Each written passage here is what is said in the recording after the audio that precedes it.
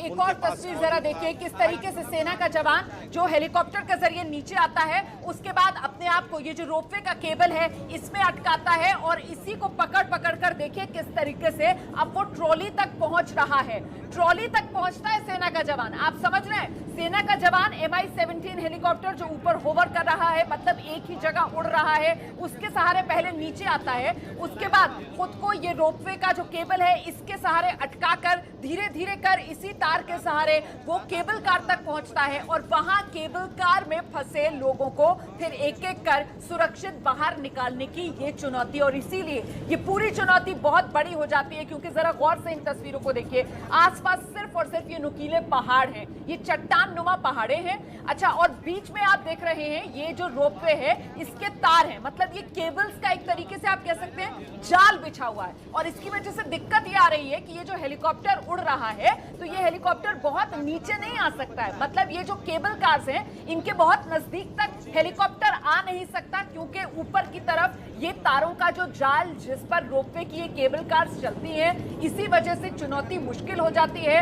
इसीलिए पहले सेना के जवान को नीचे उतरकर इन्हीं केबल कार्स का जो रोप है, जो तार है, उसके सहारे वो केबल कार तक पहुंचता है और वहां फंसे लोगों को एक एक कर फिर सेना के जवान जो है वो नीचे भेजने का काम करते हैं। क्योंकि जाहिर सी बात है, पूरी तरीके से आपको बांधकर जो बेल्ट्स वगैरह होती हैं, जो हुक्स होते हैं, उसको टाइट करके आप लोगों को नीचे उतार रहे हैं। और आम लोगों को तो वो बेल्ट, वो जो हुक होते हैं उनको सही से बांधना भी नहीं आएगा, उसके लिए भी आपको ट्रेनिंग की जरूरत होती है, एक तरीके से प्रशिक्षण की जरूरत होती है। तो वो काम जो है वो जाहिर सी बात है यही एक्सपर्ट्स ही कर सकते हैं, और इसीलिए जो जिम्मेदारी है वो इन जवानों की बड़ी हो जाती है। तो ये रेस्क्यू ऑपरेशन किस तरीके से अंजाम दिया जा रहा है, इसी तो देखिए रेस्क्यू ऑपरेशन चल रहा है और इस बीच हमारे साथ NDRF के IG नरेंद्र सिंह बुंदेला जी जुड़ गए, जिनसे बात करना बेहद जरूरी हो जाता है। बुंदेला सर, ये समझना चाहेंगे कि रेस्क्यू ऑपरेशन में और कितना वक्त लग सकता है और कितनी मुश्किलात आ रही है सामने?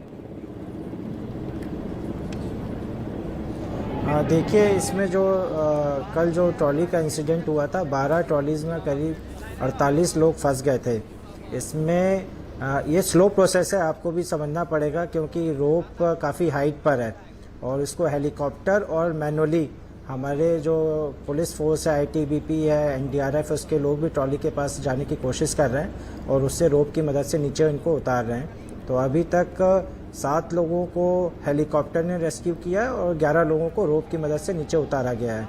तो ये स्लो प्रोसेस है, क्योंकि इसमें स्टेबिलिटी भी देखनी है और हेलीकॉप्टर को भी स्टेबिलिटी देखनी, क्योंकि मूवमेंट से सेफ्टी पे फर्क नहीं पड़े। तो अभी मुझे कहना मुश्किल होगा कि कितना समय लग रहा है, लेकिन सुबह से ये ऑपरेशन चल रहा है तो अभी तक 18 लोगों को निकाला गया है और उम्मीद है बाकी लोगों को भी हम जल्द निकाल लेंगे। सर, NDRF को इस हादसे के बारे में सूचना कब मिली? रिस्पॉन्स टाइम आप लोगों का कितना था? जरा इसके बारे में भी जानकारी दे दीजिए। NDRF को कल करीब शाम को 5 बजे इसकी सूचना मिली थी और हमारा वहाँ से 20 किलोमीटर दूर देवघर में एक टीम है और टीम तुरंत रवाना हो गई थी स्पॉट के लिए। उसके साथ ही मिनिस्ट्री ऑफ होम अफेयर्स ने भी इस पे काम करना शुरू कर दिया था। हाईएस्ट लेवल पे एयरफोर्स, आर्मी के साथ भी कोऑर्डिनेशन किया और ITBP की भी फोर्स है रांची में, वो भी मूव करके पहुंची है। तो सेंट्रल गवर्नमेंट से NDRF, ITBP, एयरफोर्स, आर्मी, ये मेन एजेंसीज है जो कोऑर्डिनेट करके इसका इवैक्यूएशन का काम कर रही है। तो ये NDRF के IG नरेंद्र सिंह बुंदेला हैं, इनको आप लगातार सुन रहे हैं, जो कि जानकारी दे रहे हैं पूरे रेस्क्यू ऑपरेशन को लेकर। और उनका कहना है कि कुल 12 ट्रॉलियां फंसी हुई थी, जिनमें से जो लोगों का अब तक रेस्क्यू हुआ है उनमें 7 को हेलीकॉप्टर के जरिए रेस्क्यू किया गया है, 11 को रस्सी की मदद से रेस्क्यू किया गया है, यानी कुल 18 लोगों का रेस्क्यू हो चुका है। इसी को लेकर वो जानकारी दे रहे हैं और उनका ये भी कहना है कि इस रेस्क्यू ऑपरेशन में इतना वक्त इसलिए भी लग गया क्योंकि कई तरह की बाधाएं सामने आई है। जैसा कि हमारे सहयोगी भी लगातार बता रहे थे, ये पहाड़ी इलाका है, नीचे खाई है, लगातार यहाँ तेज हवाएं चल रही थी, जिसकी वजह से हेलीकॉप्टर को भी बैलेंस करने में मुश्किल हो रही थी। रोप के सहारे भी अगर किसी को उतारना था तो कई तरह के चैलेंजेस सामने आ रहे थे। दूसरा, यहाँ नेटवर्क की परेशानी थी, जिसकी वजह से जो जरूरत का सामान ड्रोन के जरिए इन लोगों तक पहुंचाने की कोशिश हो रही थी, उसमें भी बाधा आ रही थी। तो रेस्क्यू में लगातार जुटी हुई है सेना और NDRF के जवान, और ये तस्वीरें जो आप देख रहे हैं, हेलीकॉप्टर लगातार लोगों को बचा रहा है और सुरक्षित जगहों पर ले जा रहा है। नरेंद्र सर, अगला सवाल ये है मेरा आपसे कि कल शाम से लेकर रात भर मतलब किसी को बाहर नहीं निकाला गया? जितने लोगों को निकाला जा रहा है सबको आज सुबह से देखिए, कल शाम का इंसिडेंट है। जितनी लोकल पुलिस फोर्स है, सेंट्रल फोर्स है, तुरंत स्पॉट पर पहुंच गई थी। इसका असेसमेंट किया कितना रिस्क है वहां पर, और अंधेरे में ऑपरेशन करना सेफ नहीं था। एयरफोर्स की टीम भी रात में प्लानिंग और कोऑर्डिनेशन करती रही है। और आपको मैं बताना चाहूँगा कि सुबह 5:30 पे रांची एयरपोर्ट से एयरफोर्स की हेलीकॉप्टर मूव कर गई थी इसका रेकी करने के लिए। रेकी करके उसका असेसमेंट किया गया। तो एक तरफ से एयरफोर्स ने ऑपरेशन शुरू किया इवैक्यूएशन का।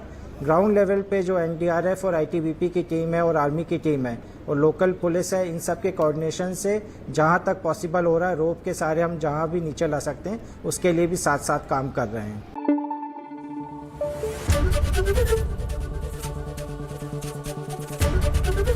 एबीपी न्यूज आपको रखे आगे।